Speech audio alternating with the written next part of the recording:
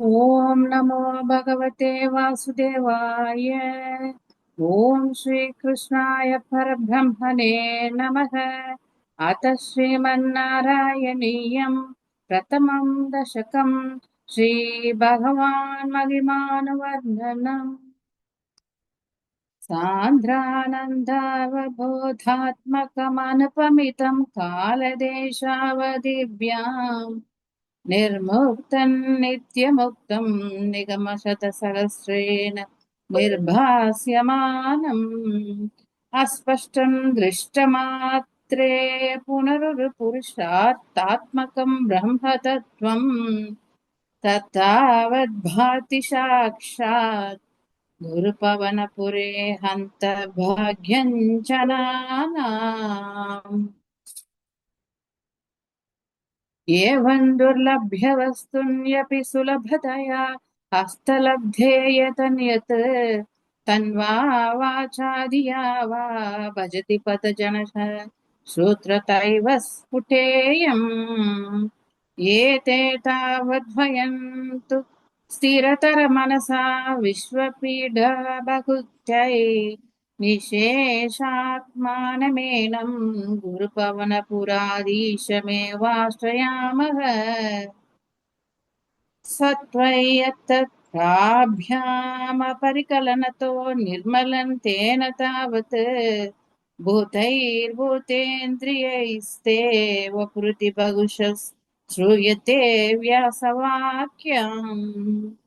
तत्स्वच्छत्वात्यदच्चादितपरसुखचिद्गर्भनिर्भासरूपम् तस्मिन् धन्यारमन्ते श्रुतिमतिमधुरे सुग्रहे विग्रहे ते निष्कम्पे नित्यपूर्णे निरवधि परमानन्द पीयूषरूपे निर्लीनानेकमुक्तावलि सुभगदमे निर्मल ब्रह्म सिन्धौ कल्लोलोल्लासतुल्यं खलु विमलतरं सत्त्वमागुस्ततात्मा कस्मान्नो निष्कलस्त्वं सकल इति वचस्त्वत्कलास्वेव भूमन् निर्व्यापारोऽपि निष्कारणमजभजसे यत्क्रियामीशनाख्याम् तेनैवोदेति लीना प्रकृतिरसति कल्पापि कल्पादिकाले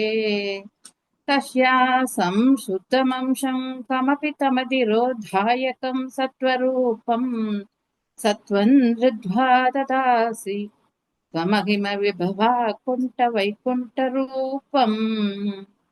तत्ते प्रत्यग्रधराधरललितकला यावली केलिकारम् लावण्यस्यैकसारम् सुकृतिजनदृशाम् पूर्णपुण्यावतारम् लक्ष्मी निःशङ्कलीला निलयनममृतस्यन्तसन्तोगमन्तः सिञ्चत् सञ्चिन्तकानां कानां वपुरनुकलये मारुताकारणात् कष्टाते सृष्टिचेष्टा बहुतरभवकेतावः जीवभाजाम् इत्येवं पूर्वमालोचितमजितमया नैव मध्याभिजाने नो सेज्जीवाः कतौ वा मधुरमितं त्वत्वपुश्चित्रसार्द्रम् नेत्रैः श्रोत्रैश्च पीत्वा परमरससुधां बोधिभुरे रमेरन् नम्राणां सन्निधत्ते सततमपि पुरस्तैरनभ्यर्थितानभ्यर्तान् कामानजस्रं वितरति परमानन्दसान्द्रान् गतिं च इत्थन्निशेषलभ्यो निरवधि कपलः पारिजातो हरे त्वां शूद्रन्तं शुक्रवाडी ध्रुममपि लसति व्यर्थमृत्युव्रजोऽयम् कारुण्यात् काममन्यन् तदति खलु परे स्वात्मतस्त्वौ विशेषात् ऐश्वर्याधीशतेऽन्ये जगति परजने स्वात्मनोऽपीश्वरस्त्वम् त्वय्युच्चैरारमन्ति प्रतिपद मधुरे चेतना स्फीतभाग्याः त्वञ्चात्मरामये वेत्यतुलगुणगणा धारशौर्ये नमस्ते ऐश्वर्यं शङ्करादीश्वरविनियमनं विश्वतेजोहराणां तेजसंहारि वीर्यं विमलमपि यशो निःस्पृहैश्चोपगीतम् अङ्गासङ्गा सदाशिरखिल विदसि न क्वापि ते शङ्खवार्ता तत्त्वादाकारवासिन्मुरहर भगवच्छब्दमुख्याश्रयोऽसि इति श्रीमन्नारायणीये श्रीभगवन्महिमानुवर्णनं नाम प्रथमं दशकं समाप्तं नारायणाखिल गुरो भगवन्नमस्ते नारायणाखिल गुरो भगवन्नमस्ते ॐ नमो भगवते वासुदेवाय श्रीकृष्णाय परब्रह्मणे नमः अथ श्रीमन्नारायणीयं तृतीयं दशकं श्रीभगवद्रूपवर्णनम् सूर्यस्पर्धिकिरीटमूर्ध्वतिलक करोद्भासि फालान्तरम् कारुण्याकुलनेत्रमार्द्रहसितोल्लासं सुनासापुटम् घण्टोद्यन्मकराभकुण्डलयुगं कण्ठोज्ज्वलत्कौस्तुभम् त्वद्रूपौ वनमाल्यहारपटल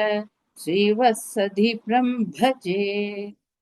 केयूराङ्गदकङ्कणोत्तममहारत्नाङ्गुलीयाङ्कित श्रीमद्भागुशतुष्कसङ्गदकदा शङ्खारि पङ्केरुहाम्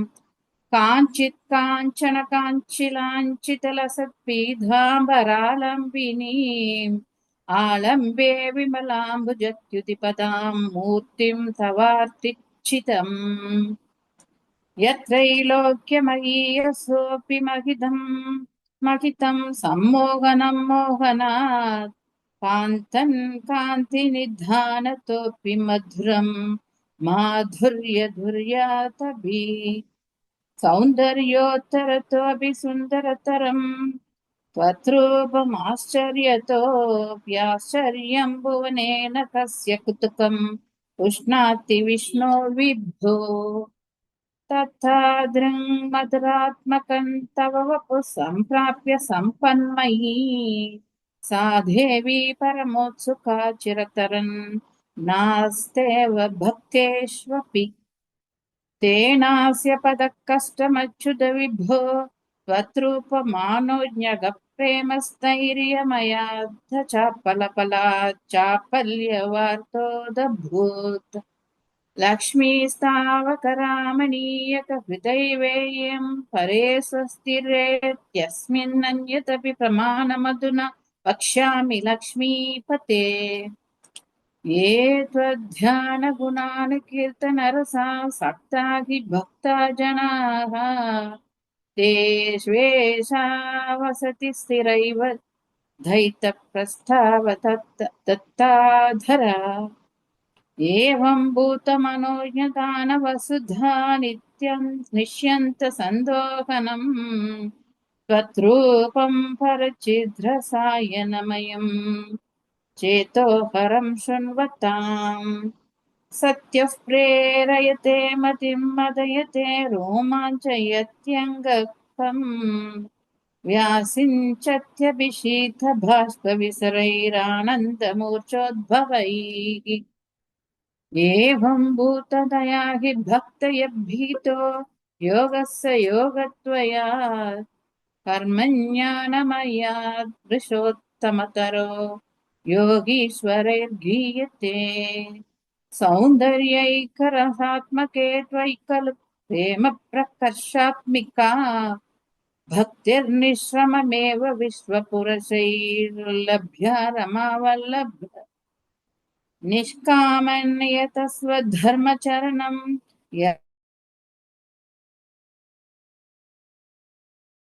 फलैयदौपनिषतः ज्ञानो बलप्यं पुनः तत्त्वव्यक्ततया सुदुर्गमतरं चित्तस्य तस्मात् विद्धो त्वत्प्रेमात्मकभक्तिरेव सततं स्वाधीयसी श्रेयसी अत्यायासकराणि कर्मपटलान्याश्चर्यनिर्यन्मलाः बोधे भक्तिपते तवाप्युचितता मायान्ति किं तावता क्लिष्ट्वातर्घपथे परं त्वौ परन्तव वपुर्ब्रह्माख्यमन्ये पुनः चित्तार्द्रवो मृते विचिन्त्य भगभिः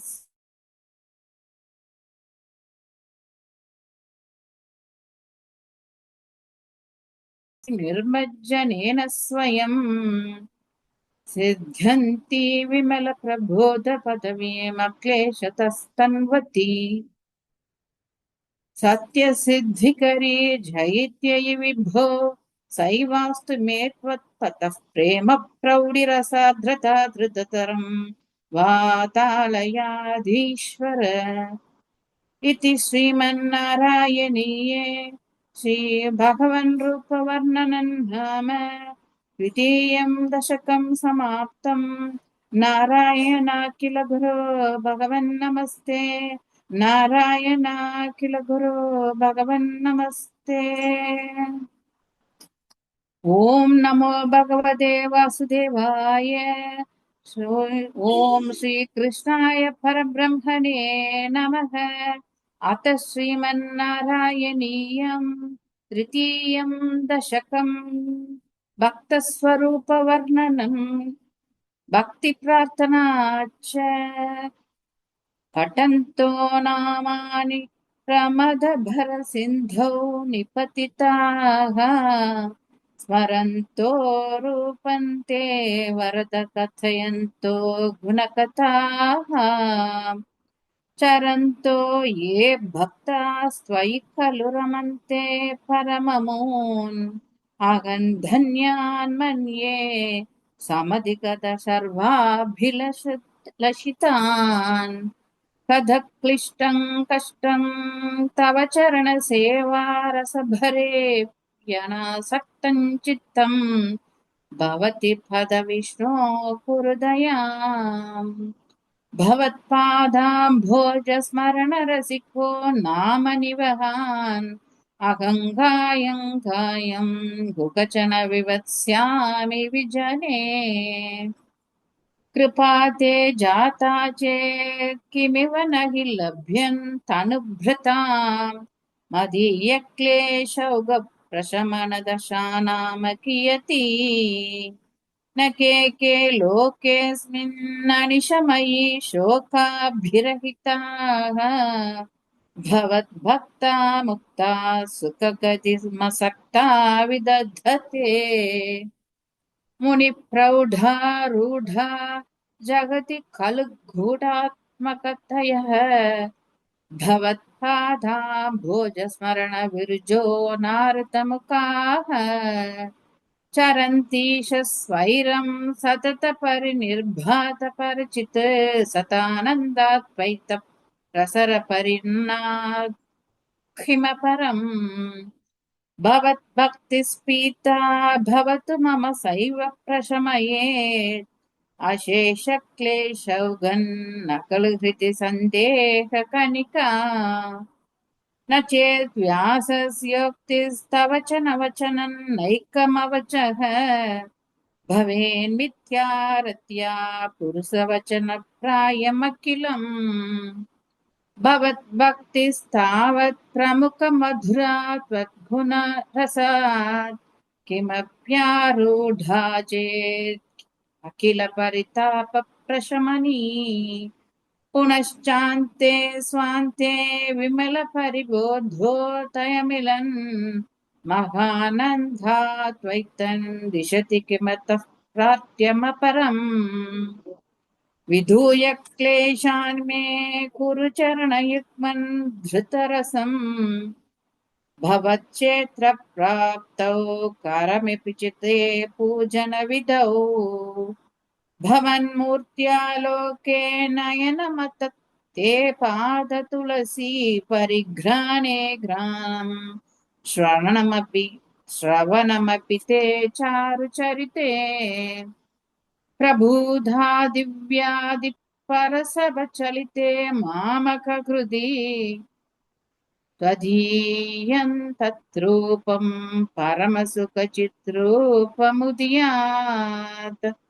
उदञ्चत्रो माञ्चोकलिते बहुहर्षाश्रुनिवहः यथा विस्मर्यासं दुर्पशमपीढा परिभवान् मारुद्गेहादीशत्वयि खलु पराञ्चोऽपि सुखिनः भवत्स्नेही सोऽहं सुभगपरितप्ये च किमिदम् अकीर्तिस्ते मा भूत् वरद गधा भारं प्रशमयन् भवद्भक्तोत्तंसं झटिति कुर्मां कंसदमन किमुक्तैर्भूयोऽपि स्तव करुणा यावदुदीयात् अहं तावद्देव रहितविविधार्थप्रलपितः पुरक्लृप्ते पादे वरद तव नेष्यामि दिवशाम् यथा शक्तिं व्यक्तं नतिनुति निषेवा विरचयन् इति श्रीमन्नारायणीयं भक्तस्वरूपवर्णनं नाम भक्तिप्रार्थनाञ्चेति द्वितीयं दशकं समात्मम् नारायणाखिल गुरु भगवन्नमस्ते नारायणाखिल गुरु भगवन्नमस्ते. Thank you.